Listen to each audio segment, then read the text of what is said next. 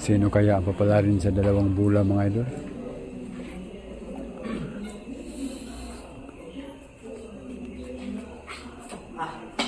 Sino kaya ang papalarin sa 2 bola mga idol, no?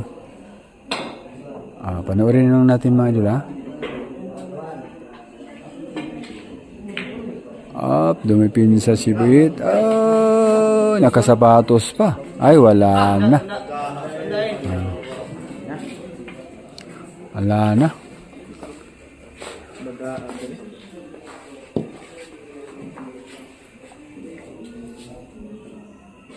Ayan.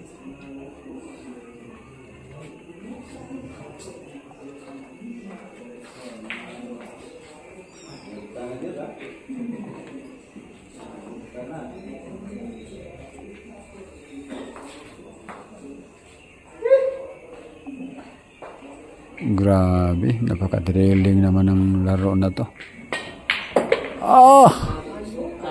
Grabe.